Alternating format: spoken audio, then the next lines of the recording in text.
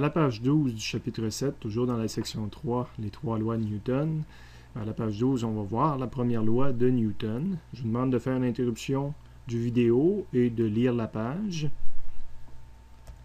Après en avoir fait la lecture, on va aller sur la partie plus mathématique de la page. Donc la première loi de Newton, qu'est-ce qu'elle dit? C'est si la somme des forces exercées sur un objet, qu'on appelle aussi la force résultante, ou en plus raccourci, force avec l'indice R et S, si cette somme des forces-là donne 0, c'est que l'objet a une accélération de 0. Et vice-versa. Hein? Si j'ai une accélération de 0, ça implique que ma somme des forces doit donner 0. Et ça, c'est vrai pour un objet qui est au repos, V est égal à 0, ou un objet qui est à vitesse constante. Vitesse constante impliquant accélération 0. Donc, vitesse constante, c'est le MRU ou simplement MU. Donc ça, c'est la forme vectorielle, la première loi de Newton, qu'on retrouve encore une fois ici, sauf que pour la résoudre, pour l'utiliser dans un problème, je ne peux pas l'utiliser directement comme ça, je dois la décomposer. C'est sûr que si j'ai un problème à une dimension, je vais avoir juste cette partie-là à faire, somme des forces en x est égal à 0. Une dimension, ça veut dire un objet qui se déplace sur une ligne, puis que toutes les forces exercées sont selon cette ligne-là. Si j'ai un problème en deux dimensions, donc l'objet se déplace en deux dimensions, ou encore les forces elles-mêmes sont selon deux axes, si on veut, bien, je vais avoir à la fois besoin de cette équation-là et de faire aussi la somme des forces selon y, selon la deuxième dimension. Donc, ça va être une combinaison de ces deux choses-là que je vais travailler. On continue dans la section 3.1 à la page 13 en faisant un deuxième exemple qui se lit comme suit. Trois forces agissent sur un système ponctuel. F1, F2, F3, oubliez F4, là j'aurais dû penser même à l'effacer. Déterminer la quatrième force qui annulerait l'effet des trois autres. Donc j'ai trois forces. On semble dire que ces trois forces-là, si on les additionne, ne donnent pas l'équivalent d'une force nulle, donc leur effet ne s'annule pas.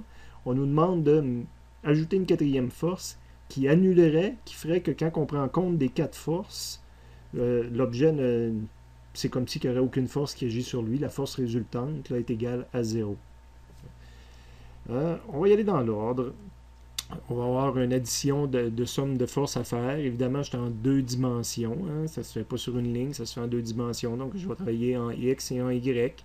On va commencer par définir toutes nos forces et toutes nos choses connues. Connues, c'était déjà donné sur le dessin. Là, on avait les valeurs de modules et des valeurs d'angle, mais pas les angles que j'ai besoin pour faire mes calculs. Sauf pour le premier vecteur, le 60 degrés semble être ici, et c'est aussi par rapport à l'axe des x. Donc je devrais rajouter au bout ici que ça, c'est pas un vecteur, mais c'est l'axe des x, puis ça, c'est l'axe des y. Donc on devrait s'ajouter ça sur notre dessin. Donc le 60 degrés, il n'y aurait pas dessiné des petites lignes, là, mais moi j'en déduis s'il est dessiné entre ces deux lignes-là, 60 degrés est ici, et c'est l'angle que je vais utiliser. Le deuxième vecteur F2 est ici. On me donne un angle de 70. On ne m'a pas dessiné de ligne. D'après moi, c'est 70 entre ça et ça. Moi, je le veux par rapport à l'axe des X. Donc, jusqu'à l'axe des Y, j'ai tourné de 90. Puis là, je vais tourner de 70 de plus. Donc, ici, j'écrirais 160 degrés.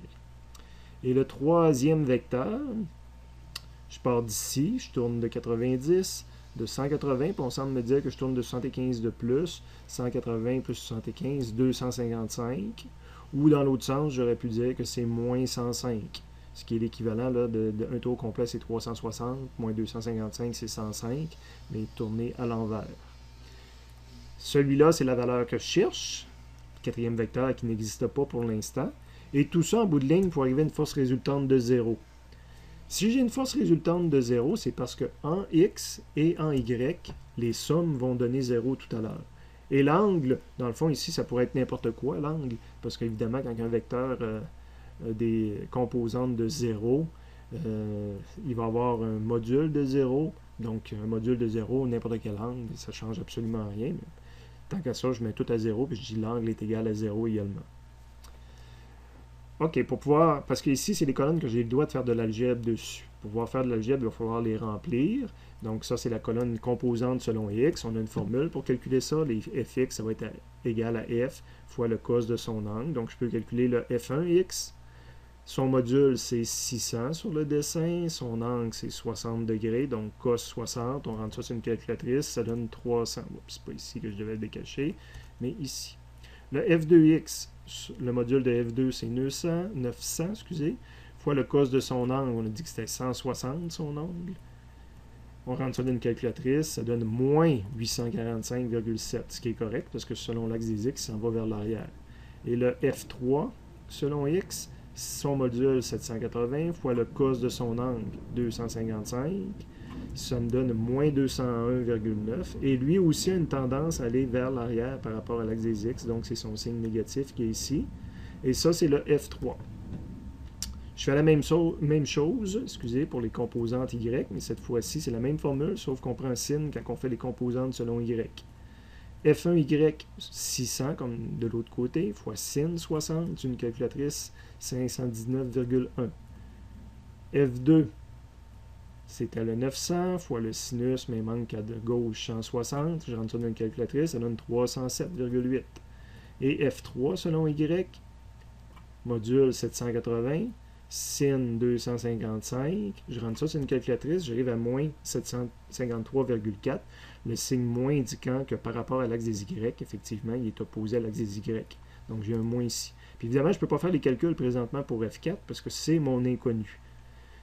Je ne connais ni ses modules ni ses angles, donc je ne peux pas appliquer le même genre de formule. Ce que je vais faire maintenant, c'est que je vais appliquer le principe que si j'additionnerais ces quatre-là, si je ferais la somme des forces selon X, il faut qu'en bout de ligne, ça me donne 0. Donc, je vais faire la somme de ces quatre chiffres-là. Donc, j'applique la somme des forces selon X. Somme des forces selon X, qu'on peut aussi appeler force résultante selon X. Donc, je fais ma somme des forces qu'il y a là.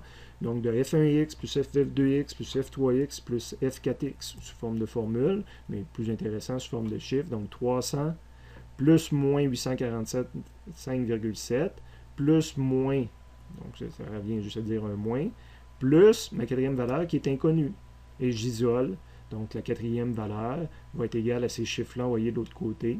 Donc, 845 devient positif, 201 devient positif, puis le 300 devient négatif. Je mets ça dans une calculatrice, j'arrive à ma réponse et je viens de remplir cette colonne-là pour que quand je les additionne, ça me donne 0 en bout de ligne. Je fais la même chose selon Y. Ce qui revient à dire que je fais la somme des forces selon Y ou que je trouve la force résultante selon Y qui va être égale à 0 et qui est égale à mes 4 forces additionnées selon Y ou avec le chiffre qu'on a dans le tableau en haut. La force résultante, c'est 0.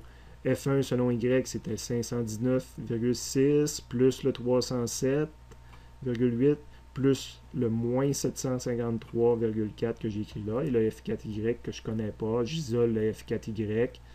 Le 700 va aller de ce côté-là positif, moins 519, moins 307. Je rentre ça sur une calculatrice, j'arrive à moins 74, valeur que j'ai écrit ici. Donc, mon vecteur va être positif selon X, puis négatif selon Y. Donc, il semblait que je l'avais bien dessiné. Puis, il est beaucoup positif selon X, puis un petit peu négatif selon Y. Évidemment, je m'intéresse beaucoup plus à quelle est la longueur de ce vecteur-là, puis quel est le petit angle qu'on voit ici.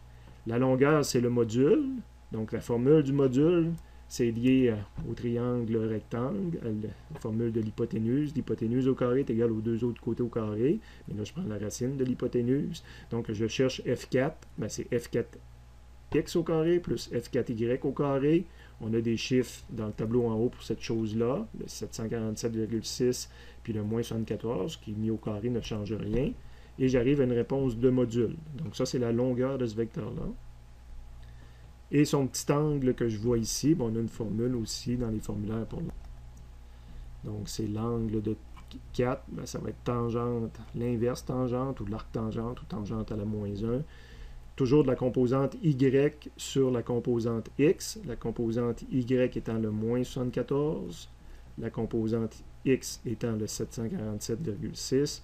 Je rentre ça dans une calculatrice, puis ça me donne moins 5,7, ce qui est cohérent avec ce que j'avais ici. Et ça revient à dire que maintenant, si je fais la somme de ces quatre forces-là, ben, j'ai aucun effet ou j'ai un effet nul. L'angle, c'était le moins 5,7 qu'on a là.